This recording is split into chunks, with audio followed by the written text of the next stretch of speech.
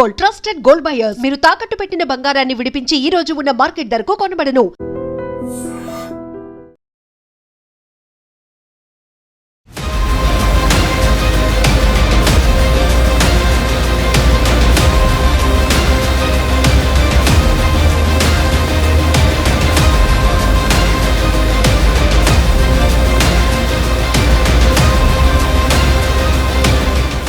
ఎలా ఉందన్న ప్రచారంలో బీఆర్ఎస్ పార్టీ దూసుకుపోతుంది. ప్రజలు చాలా నమ్మకంతో ఎప్పటి నుంచో ప్రజలు అందుబాటులో ఉండే పార్టీ, ప్రజలకు సేవ చేసే పార్టీ బీఆర్ఎస్ పార్టీ గుర్తిస్తూ ఉన్నారు. మేము ముందుకు వచ్చి కూడా మాగంటి సునీత గారిని గెలిపించుకోవడానికి సిద్ధంగా ఉన్నారు. ఇప్పుడు మాగంటి గోపీనాథ్ గారు ఉన్నప్పుడు మొత్తం కమిషన్లు తీసుకున్నాడు, రౌడీజం చేశాడు అని చాలా మంది ఇప్పుడు అపోజిషన్ నుంచి వాయిస్ కూడా రావడం జరుగుతుంది అధికార పార్టీ నుంచి. అదే అపోజిషన్ ఓడిపోతామని చెప్పేసి ఖాళీ నిందలేయడమే తప్ప కానీ ప్రజలు చాలా ఎంతో మాకు మేలు చేశాడు, మాకు ఎంతో అందుబాటులో పిలిస్తే ప్రతి విషయానికి వచ్చాడు, ప్రతి సమస్యని మాకు పరిష్కరించి కూడా అందుబాటులో ఉన్నాడని చెప్పేసి ప్రజలే ముందుకు వచ్చి చెప్తా ఉన్నారు. ఇప్పుడు జరుగుతున్న పాలిటిక్స్ లో అంటే సునీతమ్మ గారు హ్యాండిల్ చేయగలరని మీరు అనుకుంటున్నారా? ఇప్పుడున్న ఎత్తుకు పై ఎత్తులో అందరూ ఎక్స్పీరియన్స్ ఉన్నోళ్ళు కదా.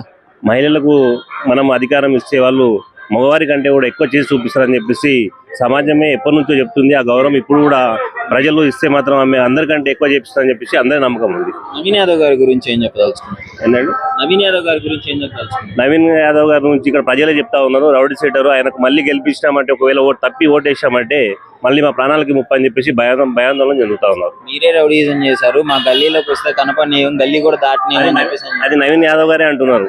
మీరు ప్రచారం చేసినట్టు మీరు గల్లీ దాటరు, మీ ఇంటికి ముట్టారని చెప్పేసి ఆయన హెచ్చరిస్తుండ్రు. కాబట్టి ఆయననే టీసీ గారు కూడా వాళ్ళ మీద వాళ్ళ గవర్నమెంట్ చర్య తీసుకుంటుంది. కాబట్టి వాళ్ళదే తప్పు జరుగుతుంది. కాబట్టి వాళ్ళు ప్రజలు మోసం చేస్తున్నారు. ఇప్పుడు ఇంకోటి సానుభూతి ఓట్లు అడుగుతున్నారు అదని చెప్పేసి ఇప్పుడు ఒకటి చేసుకురావడం జరిగింది. ఎక్కువగా సానుభూతి ఓట్లు అంటున్నారు. సానుభూతి అని కాదు, సాంప్రదాయంగా ఎప్పటి నుంచో కూడా ఎవరికైనా ప్రమాదం జరిగితే వాళ్ళ ఇంటికి ఆ పార్టీ వాళ్ళకే టికెట్ ఇవ్వడం, మళ్ళీ వాళ్ళే గెలవడం కూడా ఇది ఎప్పటి నుంచో సమాజం ఎప్పటి నుంచో జరుగుతూ ఉన్న విషయం. అదే విధంగా కూడా బీఆర్ఎస్ పార్టీ అధినేత కూడా కేసీఆర్ గారు కూడా ఆమెకి ఇచ్చి వాళ్ళ ఇంటిని కాపాడాలి, ప్రజల మనసులను గెలుచుకోవాలి, ప్రజలకు సేవలు అందుబాటులో ఉండాలనే ఉద్దేశంతో ఆమె నిలబెట్టడం జరిగింది. నవీన్ యాదవ్ గారు 50,000 మెజారిటీ నాకే అని అంటున్నారు. దానికి మీరు ఏం చెప్తారు? అది 14వ తారీఖు వస్తే మీకు తెలుస్తుంది ఎవరు గెలుస్తారు, ఎవరు ఏమైతుందని చెప్పేసి ప్రజలైతే బుద్ధి చెప్తారు ఎవరికి ఏంటని. సరే, ఎలా ఉంది పరిస్థితి? ఇప్పుడు గోపీనాథ్ గారు చనిపోయిన తర్వాత సానుభూతి ఓట్లు అడుక్కుంటున్నారు, సానుభూతితో తిరుగుతున్నారు, డ్రామాలు చేస్తున్నారని చాలా కామెంట్స్ కూడా రావడం జరిగింది. వ్యక్తిగత కామెంట్లు, ఒక పనికిమాలిన కామెంట్లు చేయడం కాంగ్రెస్ పార్టీ నాయకులకు ముందు నుంచి అలవాటే. గోపీనాథ్ గారు అనుకోకుండా చనిపోయిన కారణంగా ఈ ఎలక్షన్ వచ్చిందనే విషయం వాళ్ళు మర్చిపోతున్నారు కాంగ్రెస్ పార్టీ వాళ్ళు. ముఖ్యంగా గోపీనాథ్ గారు పై సానుభూతి ఉన్నది అది అంటే ఎప్పుడు కూడా ప్రేమ లేనిది, అతని మీద అభిమానము ప్రేమ లేనిది సానుభూతి రాదు. గోపీనాథ్ గారిపై అభిమానము ప్రేమ ఈ జూబ్లీ హిల్స్ కాన్స్టిట్యున్సీ ప్రజలకు ఉన్నది కనుకనే సానుభూతి వస్తున్నది అనే విషయం వాళ్ళు గ్రహించాలి. కాంగ్రెస్ పార్టీ నాయకులు వాళ్ళలాగా అబద్ధాలు చెప్పి మోసాలు చేసి ఎలక్షన్లు కొట్లాడడం బీఆర్ఎస్ పార్టీకి చేత కాదనే విషయం వాళ్ళు గుర్తుంచుకోవాల్సిన అవసరం ఉన్నది. నిక్కచ్చిగా చేసేదే చెప్తాం బీఆర్ఎస్ పార్టీ, చెప్పిందే చేస్తుంది బీఆర్ఎస్ పార్టీ అని చెప్పి కాంగ్రెస్ పార్టీ నాయకులు గుర్తుంచుకోవాల్సిన అవసరం ఎంతైనా ఉంది. ఇంకోటి, ఉన్న 4 లక్షల ఓట్లో దాదాపు 50% పోల్ అవుతుంది, అంటే 2 లక్షలు. 2 లక్షల్లో కూడా 50,000 మెజారిటీ మాకే వస్తుందని కాన్ఫిడెన్స్ ఉంది. దానికి ఏం చెప్తారు? అది వాళ్ళ రాజకీయ అజ్ఞానానికి నిదర్శనం. ఫస్ట్ ఆ మాట ఇంతవరకు వాళ్ళు ఎన్ని ఎలక్షన్లు చేసిర్రో నాకైతే తెలియదు, కానీ ఎన్ని ఎలక్షన్లు కొట్లాడినరో, మళ్ళీ ఆ ఎలక్షన్లు కొట్లాడిన సందర్భంలో ఏం నేర్చుకున్నారు రాజకీయం అనేది వాళ్ళు ఆత్మవిమర్శ చేసుకోవాలి. 50,000 మెజారిటీ వస్తుంది, 1,00,000 మెజారిటీ వస్తుంది అని చెప్పినా చెప్తారు వాళ్ళు. అవన్నీ ఊహాగానాలు, అవన్నీ ఉత్తుత్తి మాటలు, ఏదో అట్లా ప్రజల్లో చూపెట్టుకోవడానికి అవన్నీ చెప్తున్నారు మీడియా పరంగా. కానీ వాస్తవానికి గ్రౌండ్లో మేము తిరుగుతున్నప్పుడు అయితే ప్రజలు బ్రహ్మరథం పడుతున్నారు బీఆర్ఎస్ పార్టీకి, సునీతమ్మకు. ప్రజలు ఆమె పట్ల సానుభూతే కాకుండా అభిమానము, ఆమె పట్ల నమ్మకం కూడా సునీతమ్మ పట్ల ఉన్నదని చెప్పే విషయం వాళ్ళందరూ కూడా గ్రహించాలి.